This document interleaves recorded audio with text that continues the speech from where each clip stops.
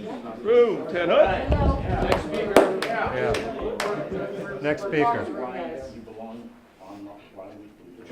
James.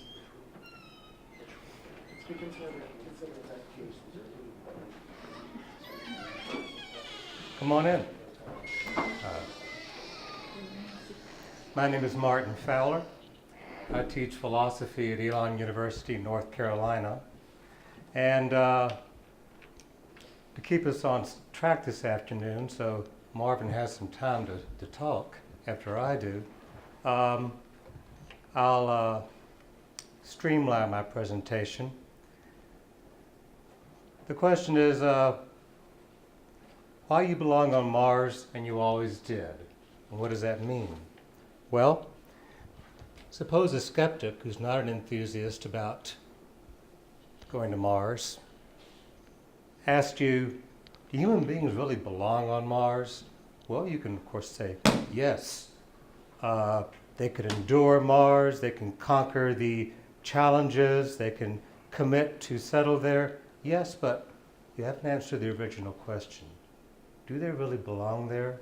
And that's an important question because human beings, they don't have a sense of belonging wherever they are. They're not going to stay there for long. It's not enough for them to survive or even to thrive. They want to believe that they're there, and rightly so. This is where they belong. So this is an important question. So I started thinking about this and about what it means to belong, because if you agree with the skeptic that, well, real belonging means sentimental attachment, being emotionally tethered to Earth, then belonging's got to, well, sort of figuratively speaking, hold its breath until it gets back on Earth.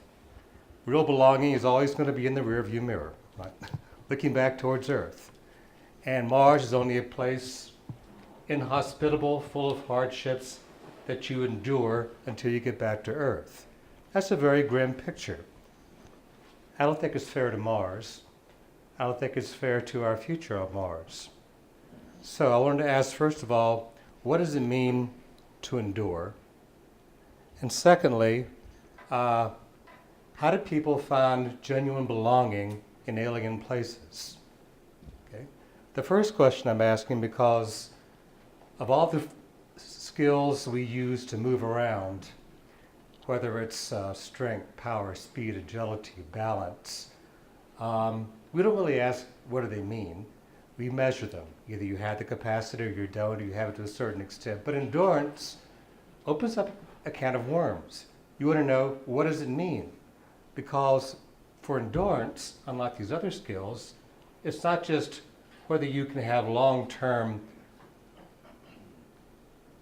keeping the pace, running the race, but what kind of person or group are you becoming as you endure, right? Who are you? How do you belong in the middle of whatever you endure, right? And that's why when astronauts are in deep space transit or on Mars, endurance isn't just a question of taxing their resources. I mean, endurance and adaptation usually work together very well. You endure long enough to adapt, and once you adapt, you spare your endurance, you know. And but what if you get in a situation in which you have protracted stress that people simply can't adapt to? Well, then they've got to endure it. Now, we don't want a Mars mission that has this profile, because that's a good operational definition. Not of space flight, but of torture. Prolonged situation to which you can't adapt. That's not what we want. What we want is an endurance that has a satisfying meaning. It doesn't have to be the last word on what it means, but it's part of the story. You want to make sure we tell a right story. Meaning that the people who are involved can believe in, that emotionally makes sense, because, especially in a group, people can undermine each other's endurance or they can bolster each other's endurance, depending on what they think that endurance means, right? So this is an important element of belonging. I've never used PowerPoint before. I don't know. Think you can use a down arrow. Down arrow? Go to the lower or side arrow. Put it in Slideshow. Put it in slide. Ah, please, someone at least 20 years younger. Yeah, put the keyboard over the, put the keyboard over the, yeah, all that, yeah, that. Okay, just use Then this use side the arrow? down Or up arrow. if you want. Okay. So it's not about what kind of stress you encounter or whether you can endure, but what it means. And how can people cultivate human belonging in alien places? Good news is people are great at doing this. Most unlikely places, people can figure out ways to belong. But they have to do that. That's part of the story. And my concern is that in the simulations that we're running now, Mars analog simulations, Mars 365, the trans-Antarctic simulation, which unfortunately they had to abort because of crevices in Antarctica. The focus is naturally on endurance, right? But that's not the whole story. More interesting than enduring cold or enduring radiation or isolation is disillusionment. No one talks about that. But here's the reason I bring it up. The people who go to Mars are going to carry with them their illusions, big and small, about what it means, what they will find there.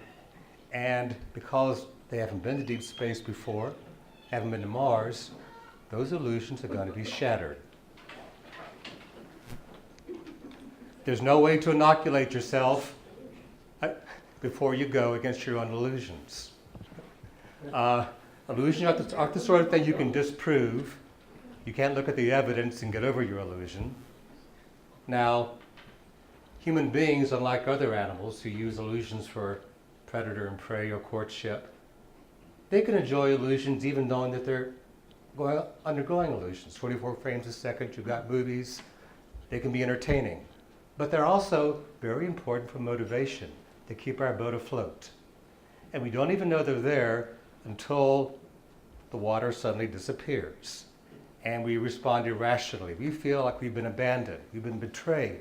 And there's really no one to blame. I guess you could blame whoever sent you, but without your illusions, you don't know how to move forward. Now, I think this is going to happen in these new environments. But the good news is we're very good at making illusions, okay, when we lose them. So, here's my suggestion. In addition to sending HABs and materials for the astronauts when they get to Mars, why not send a welcome basket? Something that has everyone on Earth can contribute. We can get buy-in on this, okay? Something wonderful that they can look forward to when they get to Mars, like Mars was expecting them to come, right? People were expecting them to come there. Well, their illusions have been able to survive, but they have this illusion, even though they know it's an illusion, there's no one on Mars, that people are waiting for them to get there. This is very motivating. And it's only one suggestion, but I think it's one that might solve the problem of disillusionment. But back to the question of belonging. We're talking about belonging in alien places. I don't think the belonging is really entitlement. It's not attachment or sentiment, affection or loyalty. It's not even a place. I think it's being open and ready to how a place can transform and make a difference in your life. Chew on that for a few seconds. If you belong, that means you are ready and ripe for a real difference to be made in your life. When I say you belong on Mars, what I mean is Mars has already transformed your life. Mars has already extended its unique, irresistible hospitality to you. Hospitality is not about comfort. It means you're invited, you're expected, and you simply cannot say no. You've got to go, right? That is a willingness to be transformed.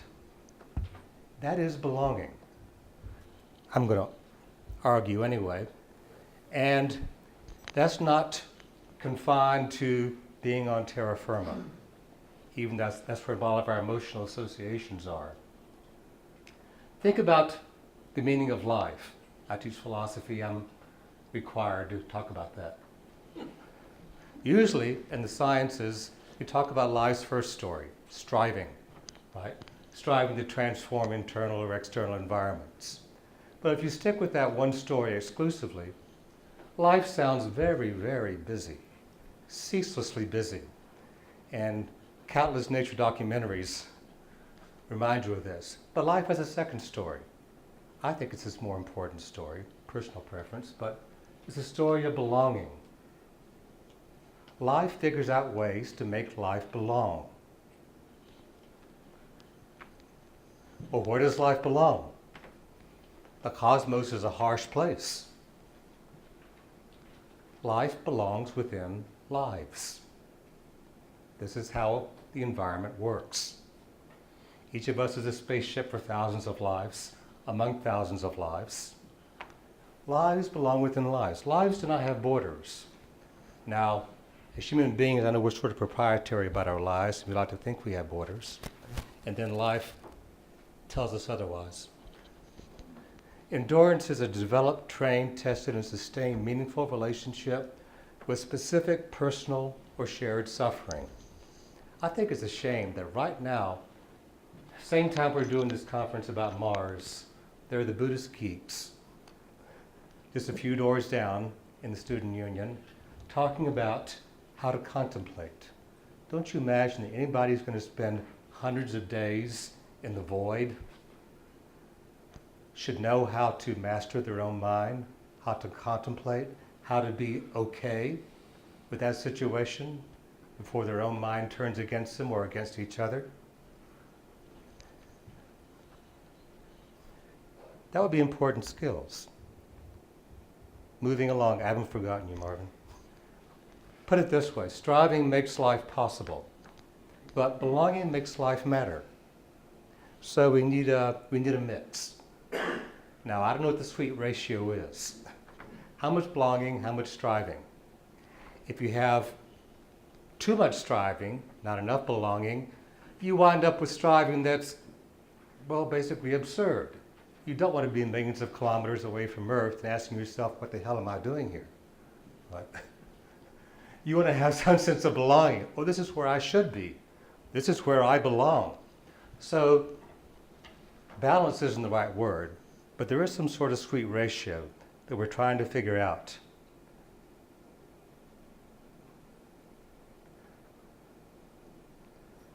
So, to wrap this up, I think that people can belong on Mars, same as they belong on Earth, because belonging isn't really a matter of location. It's about being vulnerable to transformation. And those of us who have been transformed by Mars already have a sense of belonging there. So instead of asking, how can we terraform or transform Mars, start asking, how has Mars already transformed you? How are you prepared for Mars to transform you and your culture? What are you ready for? And that'll be the measure of our belonging. Now, maybe in ways you intend and plan, probably in ways you don't intend and plan, right? Transformation is like that in life. Somehow you turn a corner, and even though things haven't changed very much, you know life is not going to ever be the same again. Something has been transformed. I believe that because it's vulnerability, the sort of thing that engineers usually have a blind spot towards, because after all, in simulations, you're trying to reduce vulnerabilities wherever you can. We try to treat belonging as though we're kind of striving, but really you can't make yourself belong. You can't make anybody else belong. You just have to be ready to belong. Timing is everything. But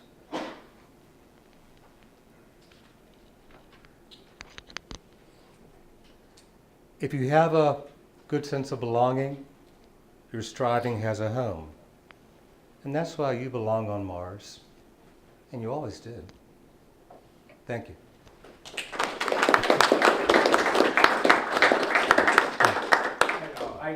I can agree that you can't make someone else belong. Mhm. Okay. However, we can make all of ourselves belong, and the way you do this is to give Listen. the gift basket to all of us who are here now, and it's done by saying, we have a dream. Kennedy did it. Mm-hmm.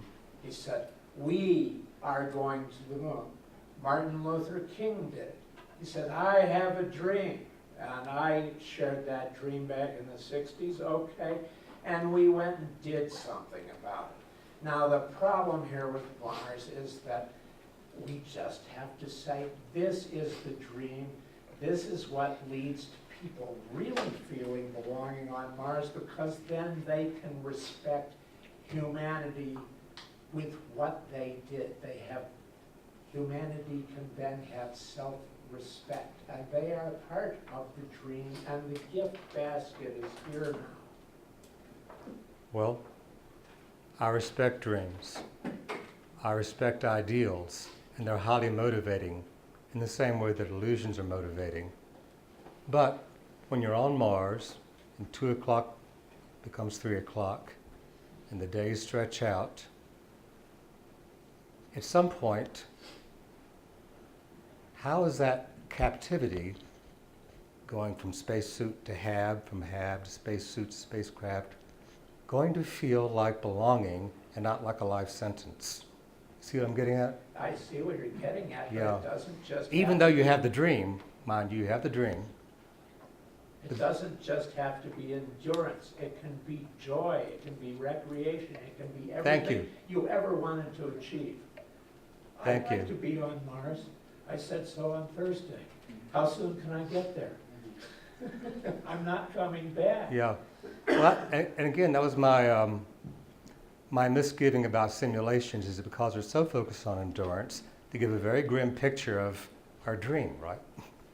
For Mars, it is entirely an endurance story. Hey, yeah, it's Shackleton. The name of the ship was Endurance, Oh, yes. okay? And then they got into a situation where they had to adapt instead in crazy ways. Nobody ever expected. Not one man was lost on the thing because he was such a good leader in showing how to adapt. And then he went and rescued them all. Okay, and were they better men for it? I think probably almost to a T, every single person in that crew. And they were probably proud of themselves. They were proud of a dream that they never had in the first place. I'll have to think some about that. Thank you very much.